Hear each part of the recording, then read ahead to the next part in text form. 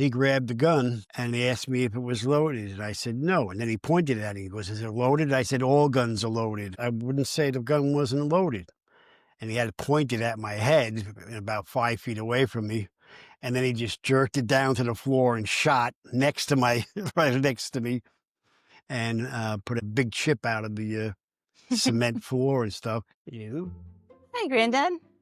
Hey. So I was thinking of chronicling your wisdom. I don't remember if I don't you know if watched the have show. any wisdom, but If you watched the show, The King of Queens, right. the Jerry Stein, is that not? Yeah. Stiller? Jerry Stiller? Is that his name? Yeah. Jerry Stiller character. He started having people come. He was ordering Chinese food and Indian food, and the delivery guys would come, and he was going to tell them his life story because nobody else was listening to him.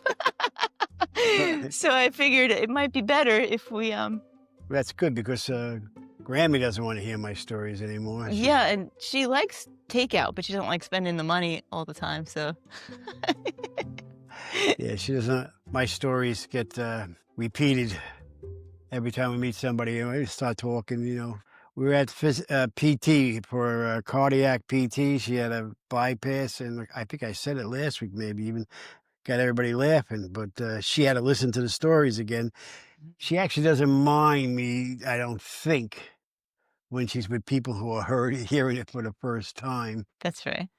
But she's heard it more times. Can I tell you a story that you told everybody in the room a story, and I heard it about 6 or 7 times, and then you turned to me and tried to tell me the same story, and I said, I know, Dad, I heard you tell this person and this person and this person, and you said, but I haven't told you yet. And you continued to tell the story. That's be just like my father. My father would have said this exact same thing. Yeah.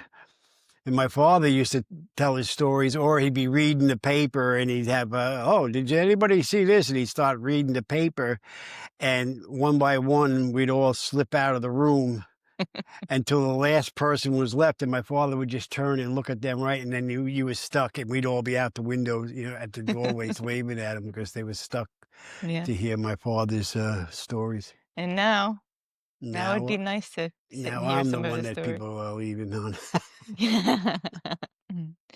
Anyway, so yeah, now thinking about it, I wish I knew more of Grandpa's stories because I remember everybody always wanting to leave. Yeah, my grandfather would tell stories. Brother's son-in-law was a state trooper. They got divorced, but he used to come over with another friend from the job, another state trooper, and he would tell the state trooper stories. And then I'd go there and I'd see this state trooper and I would be talking to him. I mean, he was like at our house. He wasn't in uniform or anything like that. I don't know where.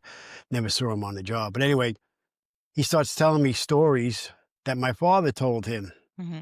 And I was very well acquainted with the story. And I just, I wanted to see what he got from it. Right. And so I think I might have tweaked it a little. I might have said, oh, you know what, it was this. I had one of my brothers, and it was Vinny. And the same thing happened to him, but it was at a different time. The state trooper tried to repeat to Vincent one of my father's stories, and he yelled at him, "I don't need to hear your story. I heard them all from my own father." Yeah. Okay. I said, why wouldn't you want to hear what somebody has to say about your father? Yeah. I thought it was great. I mean, I was working. My father was FAA, and they fired all the FAA guys, but he was already retired. But my older brother was fired with him.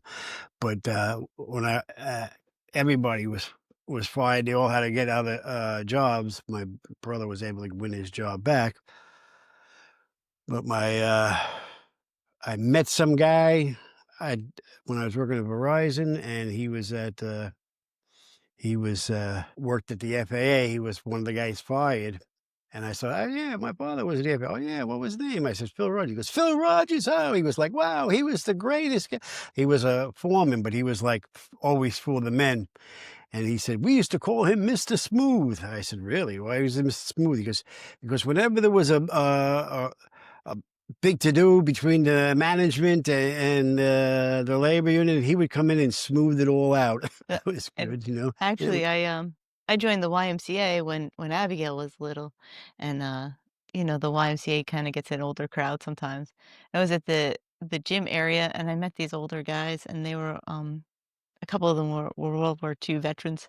So, we started talking, and I told them who my father was, my grandfather, and they're all like, "Oh, yeah, Phil Rogers, oh, he was a funny guy," and I'm like, "Really? Yeah. He has, like, this great reputation," and we're all sneaking out of the room trying not to hear Yeah. his same stories Yeah, again. yeah.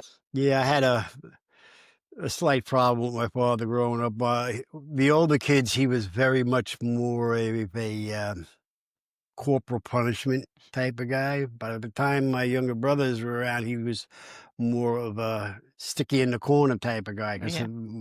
my mother, anytime we got in trouble, and if my mother wasn't there was no question about it. I was getting the beating.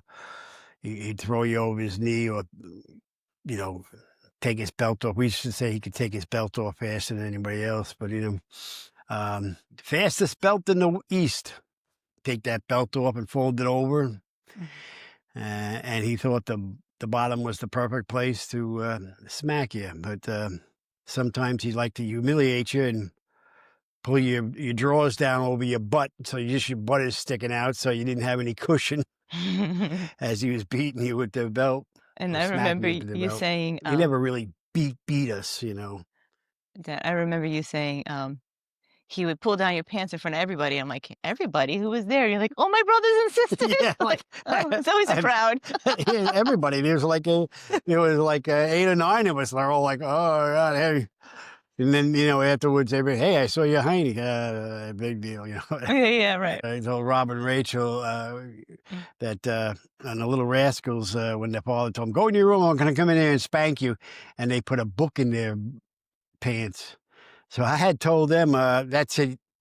You're getting a spanking," and they were in their rooms, and I went in there to spank them, and they both had books in their down their pants. So I just started laughing, and I didn't spank them. That It worked. worked. It worked. Yeah. But yeah. So Mm, yeah. So like I say, it was rough. I had a rough time, and I think part of it was like I had my brother Billy, who was very rebellious. I probably wouldn't have been quite as rebellious if it wasn't for him, but he was also very jealous of my oldest brother because anytime he would always work with my father, and anytime my father, we got to go to the store, he would take my oldest brother with him, and Billy would always say, "Can I come?" And of course, I'd run up and say, "Can I come?" And he goes, "No, you guys are too young." And I remember one time Billy turned to me and says, "We're always too young. He's never going to take us." mm. And of course, Billy always told me I always took the worst of the beating because by the time he got to me, he was tired of spanking, whatever, with his belt or whatever. And I said, "Yeah, but I had to watch you get tortured and think I'm next." I Mhm. said, it was, A lot of the it, yeah. psychological aspect of it wasn't any easier. All I remember saying, you know, gonna be next. I mean, and of course, you remember the ones you feel were unjust. Mhm, Like, we went over to this kid Jimmy Rocco's house, and, he was in our class, and, he lived on the other side of town near, there was a swampish area, so it must have been nearer to 20th Avenue down, uh, towards the northern side of, College Point. I know it was there, but I don't know how far. And, his job at the house, they had a big one of those, wire mesh garbage cans that they used to have, the huge ones, and everybody would throw their garbage, and then the garbage man would come and empty it or whatever. They had taken one of them, and they had it in their backyard, and they used to burn their cardboard and paper in there. mhm. So we were playing, and Jimmy's mother said, "Jimmy, you got to do your chores." He goes, "I don't want to do my chores." And we said, We said, "We'll help you. What are your chores?" He goes, "I got to burn the garbage." He goes, "Burn the garbage. Let's go." Yeah. So we got the guy. We went to the neighbors, got boxes. But we had a fire going up like 10 feet in the air out of this thing. Maybe not 10 feet, but it Felt was that way. higher than the garbage pail. And so there was no problem. We were helping Jimmy in his doing his chores. So we get home day, unbeknownst to us, there was a kid that went to school with us who walked past the house, saw us building this fire, and took it upon himself. He was on the other side of town to walk to our house and tell my father that me and Billy started the fire in Jimmy Rocco's backyard. So anyway, we didn't know that. We get home and walk into we're in the vestibule, just the front door. Then there was like a little coat room vestibule. We used to take our shoes or whatever. And then you go into the main house where you get the two families. He met us in the vestibule. And he goes, "Did you boys make a fire in Jimmy Rocco's backyard?" And we went, "We sure did." And that was enough for my father. He just grabbed my brother Billy by his coat, threw him over himself. He had his belt already out, gave him a whipping of his life for starting a fire, because starting fires is a bad thing. And then he grabbed me and he gave me a whipping. It was like, it was a pretty good whipping. And nobody could whip like my dad. That's from a movie. It was a pretty good whooping. And all we did was helping the kid do his job. I mean, it wasn't really dangerous. The kid's parents were there. The parents knew we were doing it. But my father didn't give us a chance to explain. And of course, then when we told my mother, she said, "Well, just think about all the times you did the bad things, you didn't get caught." Yeah, "Thanks, Ma. That helps a lot." Yeah. Yeah. So of course, the next day, we beat that kid up. Billy has me I had him holding him by his arms, and my brother just kept punching him in the stomach, mostly in the stomach, until he was crying. Yeah, I couldn't believe it. It's like, we didn't even hardly know this kid, or at least I didn't. Maybe my brother, maybe was a closer friend of my brother Billy's. I really didn't notice, because we were in different classes at that time. I think we were in different classes. We were only in class together like 2 years, 6th and 7th grade. That's and then before I you got left back then. Yeah, he got left back into my 6th grade, and I got left back out of his going into the 8th grade. So, Mhm.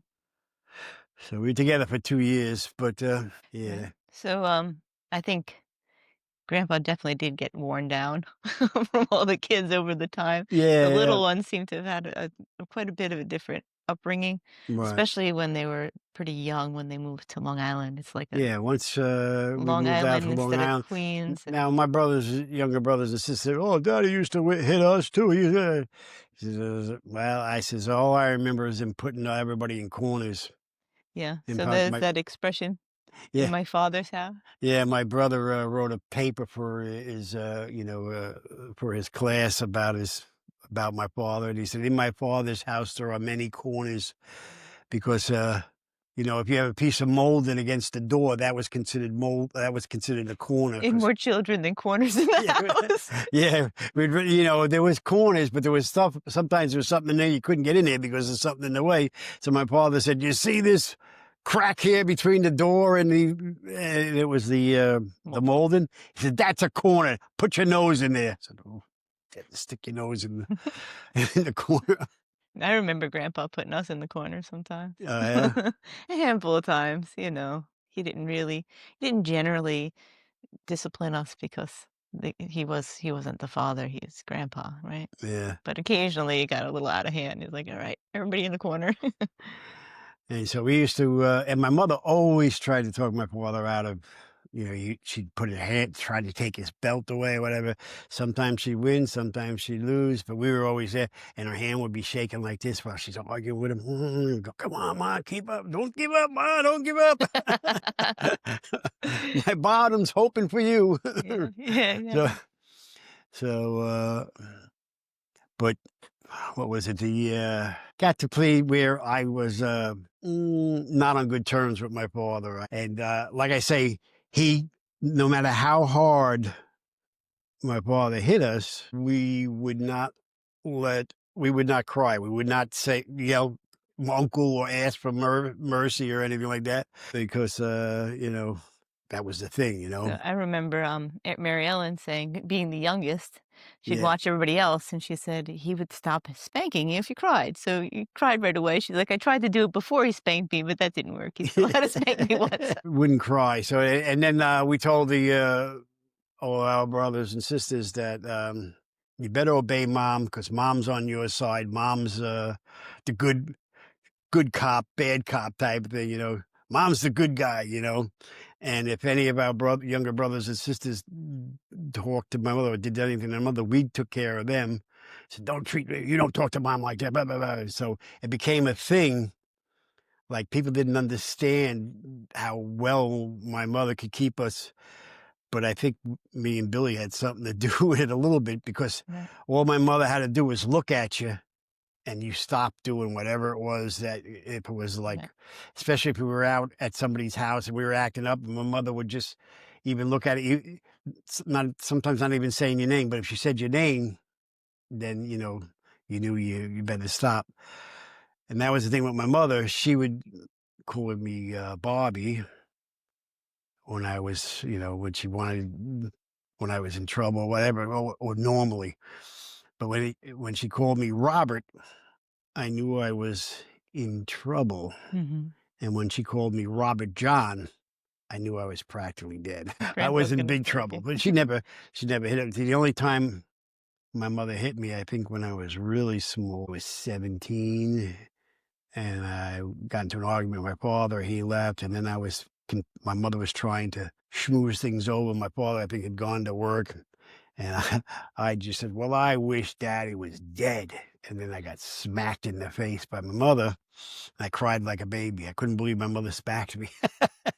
I mean, growing up, my brother Billy said, "When I grow up, I'm going to become a cop. I'm going to a policeman. I'm going to shoot Daddy." So years later, I told that my father, I said, "Yeah, when we were little, me and Billy said we were going to grow up to be cops and kill you." Billy said, "I never said I was going to kill him." I said, "No, you're going to shoot." You said, I said, "We were going to shoot him." He goes, "Yeah, I was going to shoot him, but I wasn't going to kill him." I said, "Okay, my bad." I'm sorry, I I figured misunderstood. we shoot him, we're killing him. But my father just laughed at that point because you know, we were both married with kids at that time, and we used to drop all these stories to my parents, and they would be like, they couldn't believe the stuff that they missed.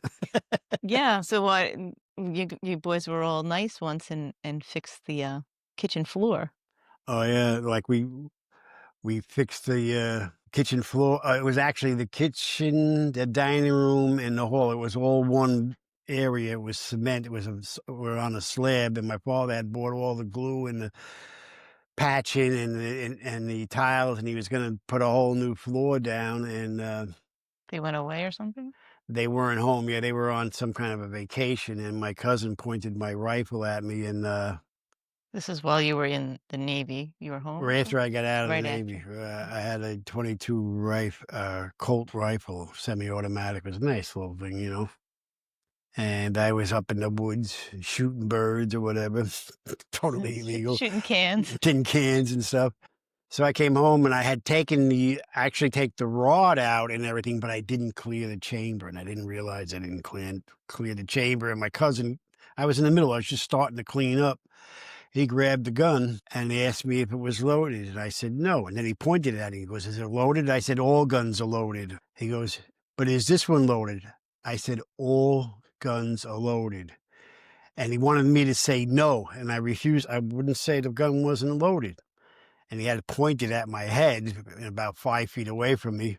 And then he just jerked it down to the floor and shot next to right next to me, and put a nice little hole in the floor, not a whole hole, but a big chip out of the cement floor and stuff. Right. And we were going, "Oh crap! How are we going to explain if they see this? They're going to how did this chip get?" It's like, Thankfully, they had bought all the stuff yeah, already. they already had all the stuff there, so we decided let's do the floor. So we ripped up the old floor, threw it out, glue. We paid for the crime we did. We patched the holes everywhere, put the glue down, and retiled the whole floor. And we didn't really have to, you know, mark out the floor like you should have. You know, like we didn't know well enough how to do that. I was just out of the Navy. I could do it now, but to square up a room we just followed it was glued tiles were there before, you could see the lines. You can see the line. So we just followed the dirt lines. line from the previous. Yeah, from the glue From the lines glue. and everything like that were already there, and we just, laid it down, and so it came out beautiful. So pleased with us. We were such good kids. When did you actually wind up telling them what had happened?